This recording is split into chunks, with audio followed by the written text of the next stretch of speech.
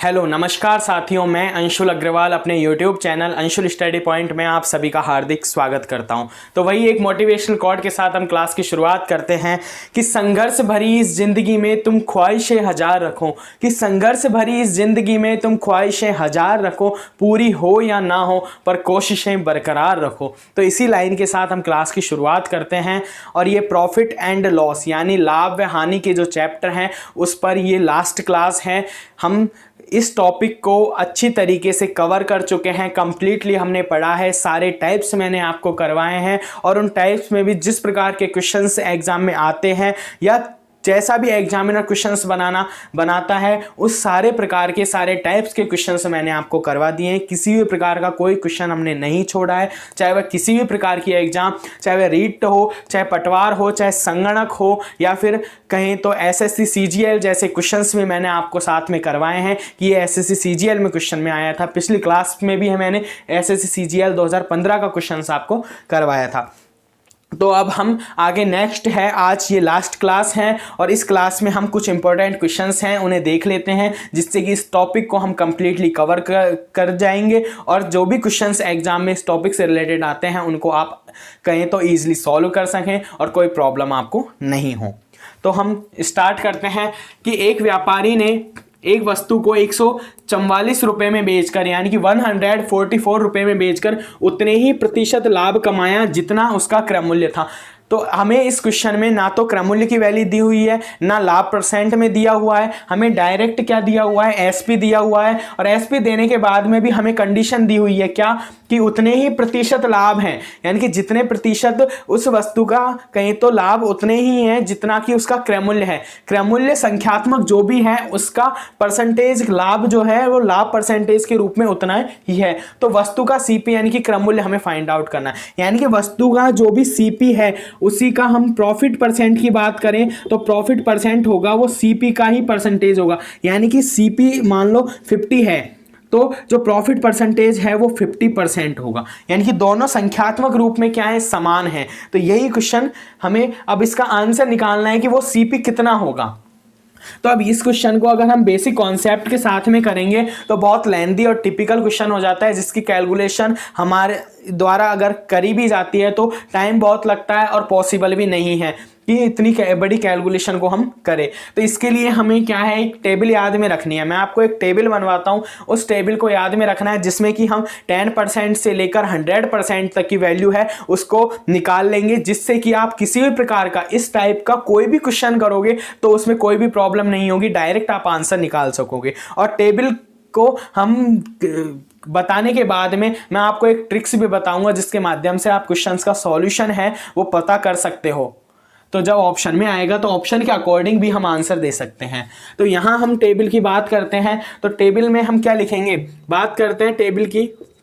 तो अब हमें टेबल बनानी है, यहाँ है सीपी और यहाँ है प्रॉफिट यानी कि लाभ परसेंट में, और लाभ जो संख्यात्मक रूप में होगा वह है, यानी कि सीपी पर जितने प्रतिशत लाभ है और उस प्रतिशत लाभ का क्या होगा, लाभ संख्यात्मक रूप में हो जाएगा और उसके बाद में आ जाएगा एसपी विक्रय मूल्य। तो ये कैलकुलेशन हमें क्या है, निकालनी है और इस कैलकुलेशन इस टेबल को हम बना लेंगे तो उसके बाद में हमें क्वेश्चन को सॉल्यूशन करने में कोई प्रॉब्लम नहीं होगी।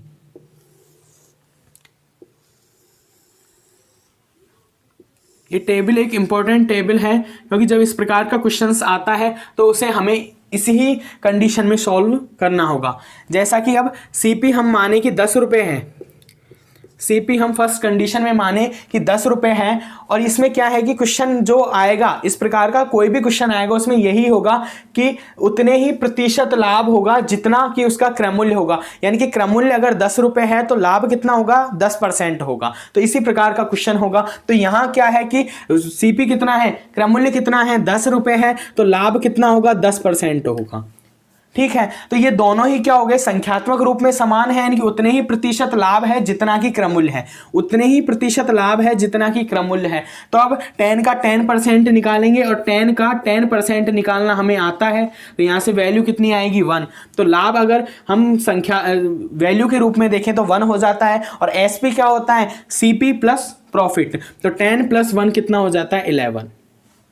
इसी प्रकार से हमने 10 रुपये का निकाला है, इसी प्रकार से 20, 30, 40 ऐसे करके हम 100 तक निकालेंगे और उसके बाद में इस प्रकार का कोई भी क्वेश्चन हो उसे हमें करने में कोई भी प्रॉब्लम नहीं होगी। तो यहाँ से हम निकाल लेते हैं। अब यहाँ क्या है, सीपी जितना है उतना ही परसेंटेज में हमें क्या है, प्रॉफिट लेना है। तो 20 का 20% कितना होता है, 4।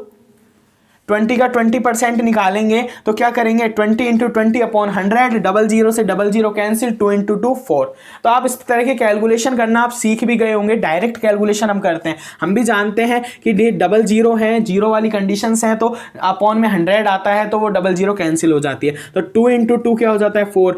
अब क्या है, प्रॉफिट है, सीपी है, तो टोटल कर देंगे, कितना आ जाएगा, 24। यहाँ से 30 रुपये की बात करें, 40 की बात करें, 50, यानी कि हम सारी कंडीशन निकाल लेते हैं जिससे कि हमें कोई प्रॉब्लम ही ना हो। 50 रुपये, उसके बाद में 60 रुपये, ये 70, 80 और 90 और ये 100।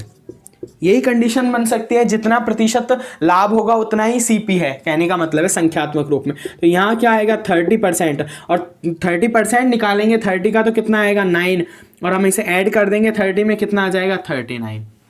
ये बात समझ में आ रही होगी। ऐसे 40 है तो 40%, तो इसका जब हम 40 का 40% निकालेंगे तो 16 आएगा और ऐड करने पर 56। 50 का 50% निकालेंगे, कितना आएगा, 25 आएगा, और कितना हो जाएगा, हम 50 में प्लस कर देंगे 25, 75। फिर 60 का 60% निकालेंगे तो कितना आएगा, 36, और इसे ऐड करने पर 96। 70 का 70% निकालेंगे तो कितना आएगा, 49, और ऐड करने पर कितना आएगा, 119। 80 का हम 80% निकालेंगे तो कितना आएगा, 64, और इसे ऐड करने पर कितना आएगा, 144। 90 का 90% हम निकालेंगे तो कितना आएगा, 81, और ऐड करने पर 171। 100 का 100% निकालेंगे तो कितना आ जाएगा, 100 होगा, और इसे ऐड करने पर कितना आ जाएगा, 200। तो ये टेबल एक बनकर तैयार है आपके पास, और इस टेबल के अकॉर्डिंग हम इस प्रकार के क्वेश्चंस हैं उसका सॉल्यूशन कर सकते हैं। तो ये क्वेश्चन जो है, ये टेबल है, ये आपको समझ में भी आ गई होगी हमने किस प्रकार बनाई है। ये आपको अच्छी तरीके से समझ में भी आ गई होगी कि हमने जो ये टेबल बनाई है वो किस अकॉर्डिंग बनाई है और किस आधार पर बेस को लेकर बनाई है। कि जब हमें इस प्रकार के क्वेश्चन दिया हो कि जितना सीपी है वस्तु का उसका ही संख्यात्मक परसेंटेज के रूप में लाभ प्राप्त हुआ है, तो वस्तु का सीपी क्या होगा, या कहीं तो हमें एसपी दिया हुआ होता है, हमें सीपी ज्ञात करना होता है।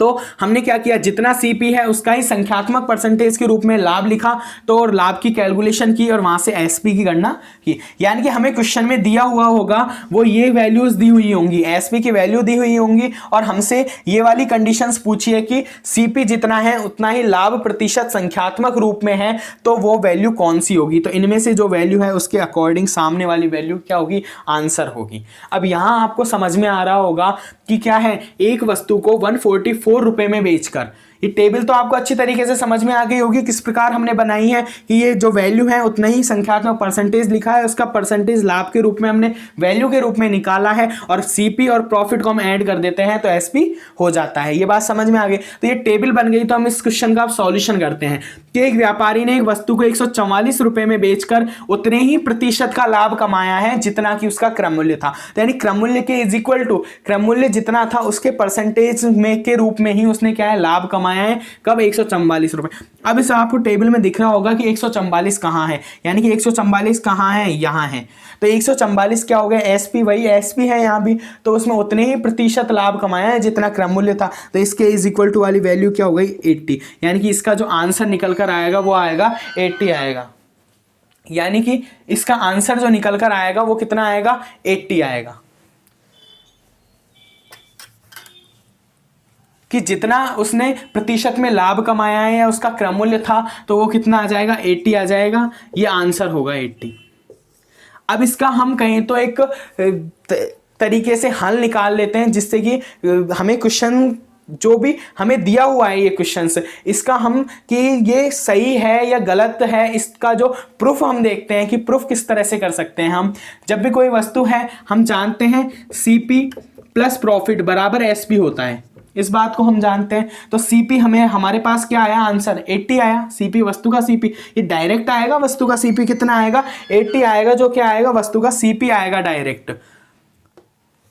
तो ये क्या हो जाता है 80 सीपी हो गया प्लस, अब प्रॉफिट हमें ऐड करना है, तो प्रॉफिट कितना है उतना ही परसेंटेज में प्रॉफिट है जितना कि क्रम मूल्य है। तो क्या करेंगे 80 का 80% है, यानी कि 80 का 80% निकालेंगे, तो 80 इंटू 80/100 यही निकालेंगे हम परसेंटेज के रूप में, और इज इक्वल टू में क्या है 144 है। तो यहाँ से क्या करेंगे 80 प्लस ये 00 से ये 00 कैंसिल, 64 बराबर 144, और ये ऐड करने पर भी कितना आ रहा है 144, यानी कि हमारा जो हमने क्वेश्चन किया है वो क्या है सही है, बिल्कुल करेक्ट है। इसका हमने क्या किया है प्रूफ भी देख लिया है। इसलिए आप जब भी इस प्रकार के क्वेश्चंस करोगे वो ऑप्शन से भी कर सकते हो, एग्जाम में जो ऑप्शंस आते हैं 4 उनमें से कर सकते हो। और एक ईजिली तरीका और मैं बताता हूँ, यानी कि मैंने कम से कम आपको एक तरीका ये बता दिया और इसे प्रूफ करने का तरीका बता दिया, और साथ में बताता हूँ कि जब 144 है तो हम जानते हैं कि इस प्रकार की जो वैल्यू होती है 8 इंटू 8 यानी कि 64, यानी कि एक तरीके से कहें तो संख्याओं का वर्ग हुआ है। यहाँ भी 1 का वर्ग 1, 2 का वर्ग 4, 3 का वर्ग 9, 4 का स्क्वायर कितना 16, यानी कि स्क्वायर हुआ है वर्ग हुआ है। तो जब ये वर्ग वाली वैल्यू है तो ये 4 कब आता है 1 से 10 के जो वर्ग हैं उसमें 4 कब आता है, एक तो कंडीशंस होती है 2 और एक कंडीशन होती है 8, एक तो 2 कंडीशन होती है और एक 8, यानी कि 2 कंडीशंस होती हैं उन पर ही 4 आ सकता है। तो यहां से यानी कि कहें तो 2 का वर्ग 4 होता है और 8 का वर्ग कितना होता है 64, यानी कि जो इकाई का अंक 4 है वो 4 कब आ सकता है, ये 2 कंडीशंस पर ही आ सकता है। 4 कब आएगा, 2 का वर्ग 4 होगा, 8 का वर्ग 64, तो इकाई का अंक 4, तो यहाँ इकाई का अंक क्या है 4 है, और इकाई का अंक 4 है तो हमें पता चल रहा है कि या तो आंसर 2 होगा या 8 होगा, यानी कहने का मतलब या तो आंसर 20 होगा या 80 होगा। अब ऑप्शन में हमें ज़्यादातर कंडीशंस में इनमें से एक ही ऑप्शन देखने को मिलेगा और जिसके आधार पर हम क्या है आंसर दे देंगे। तो आपको ये बातें समझ में आ गई होंगी। तो ये क्वेश्चंस मैंने करवा दिया है और ये टेबल है हमें याद में रखनी है, इसे आप ज़रूर नोट कर लीजिएगा।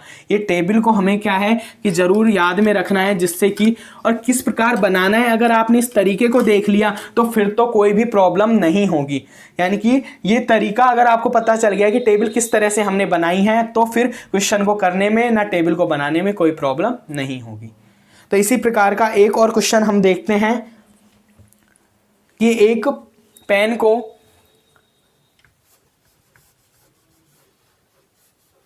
क्वेश्चन ही चेंज कर लेते हैं, हम टेबल एज इट इज रहने देते हैं जिससे कि आप इस क्वेश्चन को भी सॉल्यूशन अच्छी तरीके से कर सको। एक पेन को 56 रुपए में, कितने में 56 रुपए में बेचने से 56 रुपए में बेचने से हुआ लाभ परसेंट 56 रुपए में बेचने से हुआ लाभ परसेंट संख्यात्मक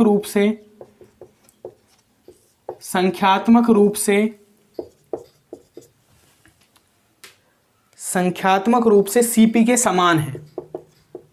सीपी के यानी कि क्रमूल्य है उसके क्या है समान है, तो हमें क्या है सीपी फाइंड आउट करना है। वही क्वेश्चन है सेम जिस तरीके का हमने अभी पिछला क्वेश्चन किया था कि एक पेन को 56 रुपए में बेचने से हुआ जो लाभ परसेंट है वो संख्यात्मक रूप से सीपी के समान है, तो सीपी कितना होगा। अब हम इसको इस टेबल, चलो हमें टेबल पहली बात याद में रखनी है, और अगर टेबल भी हमें याद में नहीं है और हमें तरीका जरूर पता है कि इसका स्क्वायर करने पर ये वैल्यूज आती हैं, यानी कि यहाँ ऐड होता है, तो क्या करेंगे हम 56 हैं, 56 में ये देखो कि इकाई का अंक क्या है 6 है, और 1 से 10 का में जब भी वर्ग करते हैं हम तो 6 कब आता है, इकाई का अंक 6 कब आता है, एक तो 4 का स्क्वायर करने पर आता है 16, यहाँ इकाई का अंक 6 आता है, और 6 का स्क्वायर करने पर आता है 36, यानी कि 2 ही कंडीशंस में ये 6 आ सकता है, 4 और 6 का स्क्वायर करने पर। तो हमें ये पता चल गया कि या तो 40 रुपये होगा या कितने होगा, या 56 रुपये है तो ये हमें पता चल गया कि 40 रुपये होगा, या फिर कितना होगा 6 है तो 60 रुपये होगा। जब अब इस क्वेश्चन में हमें क्या देखना है, यानी कि इस क्वेश्चन को मैं आपको इजीली करने का तरीका बता रहा हूं जो कि हम डायरेक्टली कर सकते हैं। किस प्रकार, जब हमको पता है कि 56 रुपये क्या है, एसपी है, यानी कि टेबल भी अगर हमें याद नहीं है तो हम किस प्रकार करते हैं, 4 का स्क्वायर करने पर 16 आता है, 6 का स्क्वायर करने पर 36 आता है। दोनों में ही इकाई का अंक 6 है और इसमें भी इकाई का अंक क्या है, 6 है। तो 6 है तो यानी कि 4 आंसर आएगा या 6 आंसर आएगा, दोनों में से आएगा। यानी कि 40 रुपये आंसर होगा या 60 रुपये होगा, दोनों में से एक आंसर होगा। ठीक है, यहां तक हम पहुंच गए। ऑप्शंस में या तो इनमें से एक मिलेगा तो हम डायरेक्ट आंसर क्या करेंगे, जो भी मिलेगा, 40 होगा तो 40 और 60 होगा तो 60, जो भी आंसर इसका आएगा। अगर ऑप्शंस में ये दोनों ही होते हैं, मान लो एग्जामिनर आपको गुमराह करने के लिए दोनों ही ऑप्शंस दे देता है, तो फिर हमें क्या करना है, हमें पता है 56 है और यहां क्या बात कही गई है, इस पर ध्यान देना, लाभ प्रतिशत है। तो लाभ कब होता है, जब सीपी में हम प्रॉफिट ऐड करते हैं उसके बाद में ही तो लाभ हमें, यानी कि लाभ प्राप्त होता है, उसके बाद में ही एसपी हम काउंट कर सकते हैं। यानी कि सीपी कम होगा और एसपी ज्यादा होगा। लाभ वाली कंडीशन में क्या होता है, सीपी की वैल्यू कम होती है और एसपी की वैल्यू है वो ज्यादा होती है। तो एसपी की वैल्यू 56 है तो सीपी की वैल्यू कम होनी चाहिए, क्यों, क्योंकि लाभ हुआ है। और सीपी की वैल्यू कम कहां है, 40 में, 60 में तो ज्यादा हो गई। अगर सीपी हम 60 मानते हैं तो वहां तो हानि हुई है, तो इसलिए इसका आंसर कितना होगा, 40 रुपये होगा। और यहां से भी आप देख सकते हो जब 56 रुपये में बेचा है तो वहां कितना आंसर आ रहा है, 40 रुपये आंसर आ रहा है। तो ये कितना हो जाएगा, 40 रुपये इस क्वेश्चन है उसका आंसर आपको निकल कर आ गया। तो मैंने एक अच्छी तरीके से आपको समझा दिया है और ये टेबल है हमें याद में रखनी है जिससे कि हमें कोई भी प्रॉब्लम नहीं हो क्वेश्चंस को करने में। तो आपने इस क्वेश्चन को अच्छी तरीके से समझा होगा और ये टेबल है अच्छी तरीके से बनाना आता है, क्योंकि इस प्रकार के क्वेश्चंस में डायरेक्ट यही होगा और मैंने तरीका बता दिया है आपको जिससे कि हम ऑप्शंस से भी क्वेश्चंस को हल कर सकते हैं। तो आपको समझ में आ गया होगा। अब नेक्स्ट क्वेश्चन पर चलते हैं। ये वही क्वेश्चंस हैं जो कि एग्जाम में इंपॉर्टेंट हैं, एग्जाम के पॉइंट ऑफ व्यू से देखें तो ये इंपॉर्टेंट क्वेश्चंस हैं। ये क्वेश्चंस बिल्कुल लगते इजी हैं लेकिन, और करना भी, यानी कि सॉल्यूशन भी इजी तरीके से ही होगा, लेकिन हम जब एग्ज़ाम दे रहे होते हैं तो हमें ये समझ में नहीं आता कि इस क्वेश्चंस का आंसर किस प्रकार निकालेंगे। तो इसीलिए आप अगर प्रैक्टिस पहले से कर लोगे इस प्रकार के क्वेश्चंस की तो हमें क्या है, प्रॉब्लम नहीं होगी किसी भी प्रकार का कोई भी एग्ज़ाम हो जाए। जैसे कि अब एक क्वेश्चन दिया हुआ है कि यदि क्रयमूल्य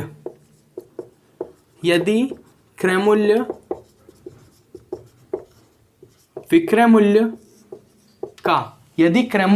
मूल्य का 95% है, यानी कि क्रय मूल्य है वो विक्रय मूल्य का 95% है, तब लाभ परसेंट क्या होगा, लाभ परसेंट क्या होगा। अब ये क्वेश्चंस है, बहुत ही इजी क्वेश्चन है, लेकिन इसमें क्या है कि आपको ऑप्शंस भी दे रहा हूं मैं साथ के साथ में कि ऑप्शंस क्या हैं। ये क्वेश्चन एग्जाम में आया हुआ है तो वहां ऑप्शंस थे, ए ऑप्शन 5% और बी ऑप्शन 10%, सी ऑप्शन 9.5% और डी ऑप्शन है 5.26%। अब इसका आंसर, अधिकांश स्टूडेंट क्या करते हैं, इस क्वेश्चन में गलती करते हैं। उन्होंने वहां 95% देखा और डायरेक्ट जो आंसर पे टिक होगा वो कम से कम 70 से 80% बच्चों की मैं बात कर रहा हूं, वो उसका आंसर का, स्टूडेंट्स का जो आंसर होगा वो ये होगा, जबकि ये आंसर क्या है, गलत। अब आप यही कहोगे कि ये कैसे, किस प्रकार से है, जब इसका हम सॉल्यूशन करेंगे तो हमें पता चल जाएगा कि आंसर क्या होगा। ये क्वेश्चंस मेरा कराने का उद्देश्य भी यही है कि आप इस तरह की गलती जो एग्जाम में करते हो वो ना करें, क्योंकि यहाँ जब स्टूडेंट्स देखता है कि 95% है, वो ये नहीं देखता कि किसके अकॉर्डिंग पूछा गया है, किससे कंपेयर की गई है, वो डायरेक्ट ये देखता है कि 95% है, हमसे लाभ परसेंट पूछा है तो हमारा लाभ परसेंट हमें समझ में आ रहा है कितना है, 5% है। तो ये गलती हमें नहीं करनी है। तो हमें क्या है, अब इसका हम सॉल्यूशन निकालते हैं। तो किस प्रकार निकालेंगे, ये देखो क्वेश्चन जैसे कहना चाह रहा है उस प्रकार से करेंगे हम। क्रयमूल्य विक्रय मूल्य का, तो क्रयमूल्य क्या होता है, सीपी हो गया। विक्रय मूल्य क्या होता है, एसपी। तो विक्रय मूल्य का मतलब मल्टीप्लाई होता है, 95% है यानी कि 95/100 है। क्रय मूल्य है वह विक्रय मूल्य का 95% है तो इज इक्वल टू में आ गया, यानी कि क्रम मूल्य विक्रम मूल्य का 95% है। तो हमने इसको अगर हम क्वेश्चन के तरीके पर आधार पर हम क्वेश्चन को करेंगे तो गलत होने के चांसेस तो न के बराबर रहेंगे, 1% भी गलत होने के चांसेस नहीं रहेंगे क्वेश्चन के। लेकिन आपने डायरेक्ट क्वेश्चन को देखा है और उसके बाद में आंसर पर टिक किया है तो वो तो बहुत बड़ी गलती होगी और जिसमें कि हम आंसर को गलत कर बैठते हैं। तो यहाँ हमें अब क्या करना है, हमें यहाँ CP/SP निकालना है और इस प्रकार के क्वेश्चंस तो आप कर भी चुके हो तो कोई प्रॉब्लम नहीं होगी। लेकिन इसमें क्या है कि वह जब 95% स्टूडेंट को दिखता है तो डायरेक्ट वो 5% पर क्लिक करके आंसर आता है और सोचता यही है कि मैंने क्या है एक क्वेश्चन क्या किया है प्लस में किया है, लेकिन वहाँ जब नेगेटिव मार्किंग होती है तो माइनस में नंबर जब आता है तो क्या हो जाता है -1/3। तो इस बात का ज़रूर ध्यान रखना कि जब भी आप कोई भी क्वेश्चंस करो, चाहे रिलेटेड हो मैथ्स की सब्जेक्ट से हो या किसी अन्य सब्जेक्ट से हो, ओवर कॉन्फिडेंस में ना कर पहले क्वेश्चंस को अच्छी तरीके से पढ़ें, उसके बाद में ही उसका आंसर दें। क्योंकि एग्जामिनर की जो सोच होती है वो यही होती है। यहाँ फर्स्ट में ऑप्शन 5% देने का उद्देश्य भी यही है कि जब स्टूडेंट्स डायरेक्ट इस क्वेश्चन को पढ़े तो उसके बाद में उसे 5% ही दिखे शुरू में, जिससे कि वो क्या होगा इसी पर ही आंसर करेगा, 5% ही आंसर देगा वो, क्योंकि 90% केसों में यही होता है। तो अब हम यहाँ क्या करेंगे, अब हमें पता है CP की वैल्यू 95 है, SP की वैल्यू कितनी है 100 है। तो यहाँ से हम क्या निकालेंगे, प्रॉफिट निकालेंगे और प्रॉफिट क्या होता है SP माइनस CP। तो SP की वैल्यू 100 है, CP की वैल्यू 95 है, तो प्रॉफिट कितना निकल कर आ रहा है 5। और हमें क्या चाहिए, लाभ प्रतिशत चाहिए। लाभ परसेंट का हम फॉर्मूला जानते हैं, क्या होता है प्रॉफिट अपॉन CP इंटू 100। तो प्रॉफिट कितना है 5 है, CP कितना है 95 इंटू 100, ये आंसर आएगा। और इसका सॉल्यूशन कितना होगा, 5 का इसमें डिवाइड कर देंगे 90, यानी कि 100/19। और इसमें क्या करेंगे, अब इस ऑप्शन में इस प्रकार से वैल्यू नहीं है तो इसे क्या करेंगे, डिवाइड करेंगे 19 का। जब डिवाइड करेंगे 100 में तो 5 बार 95, 5 बचा, उसके बाद में 0.10 यहाँ बढ़ जाएगी, कितने हो गए 90 का 2 38, कितने बचेगा 12, फिर 10 यानी कि 19 का 6 से मल्टीप्लाई करेंगे 114। हाँ, तो ये लाभ परसेंट कितना निकल कर आ रहा है 5.6% आंसर होगा, 5.26, यानी कि आंसर जो होगा करेक्ट आंसर ये होगा। हम करेक्ट आंसर की बात करें तो करेक्ट आंसर कौन सा होगा, ये होगा 5.26% है वो करेक्ट आंसर होगा, ना कि 5%। तो इस क्वेश्चन से हमें यही सीखने को मिला है कि हमें जल्दबाजी नहीं करनी है, किसी भी प्रकार की कोई भी जल्दबाजी पेपर में नहीं करनी है। हमें क्वेश्चंस को पहले अच्छी तरीके से पढ़ना है, उसका सॉल्यूशन निकालना है, उसके बाद में ही हमें आंसर पर क्या करना है, टिक करना है। क्योंकि यहाँ आंसर 70 से 80% कैंडिडेट्स यही होता है उनके साथ कि वो 5% पर आंसर पर क्लिक करते हैं और क्या वो सोचते हैं कि हमने ये क्वेश्चंस का आंसर सही दिया है, लेकिन जब वो घर आकर आंसर की मैच करते हैं तो उसके बाद में पता चलता है कि वहाँ माइनस मार्किंग होकर हम स्वयं की गलती से माइनस मार्किंग कर आए हैं। तो इस प्रकार के जो भी क्वेश्चंस हैं उनमें हमें यही ध्यान रखना है एग्जाम में कि हम पहले क्वेश्चंस को अच्छी तरीके से पढ़ें, उसके बाद में ही हम उसका आंसर दें। तो मैंने आपको प्रॉफिट एंड लॉस से रिलेटेड जो भी क्वेश्चंस बनते हैं वो सारे टाइप्स के क्वेश्चंस करवा दिए हैं, चाहे वो रिलेटेड रीट, पटवार, संगणक, SI या RAS से रिलेटेड भी क्वेश्चंस जो कि एग्जाम में आते हैं, और यहाँ तक कि SSC CGL जैसे क्वेश्चंस मैंने आपको करवाए हैं। तो ये टॉपिक हम अच्छी तरीके से और कंप्लीटली कवर कर चुके हैं। हमने पिछले जो टॉपिक्स हैं जैसे कि परसेंटेज, रेशो, प्रपोर्शन और ये प्रॉफिट एंड लॉस, यानी कि 3 टॉपिकों को हम अच्छी तरीके से कवर कर चुके हैं और इनकी प्लेलिस्ट भी बना दी गई है, जिसमें कि आपको कोई भी प्रॉब्लम नहीं हो, आप फर्स्ट क्लास से लेकर लास्ट क्लास तक इन क्लासों को कहें तो कंटिन्यूसली देख सको। तो आज की क्लास को यहीं समाप्त करते हैं और इस टॉपिक के साथ ही इस क्लास को समाप्त करते हैं। और आप इस चैनल को ज़्यादा से ज़्यादा शेयर कीजिए, जिससे कि इस क्लास के बेनिफिट्स हैं वो सभी तक पहुंच जाएं। तो आज की क्लास को यहीं समाप्त करते हैं। जय हिंद, जय भारत।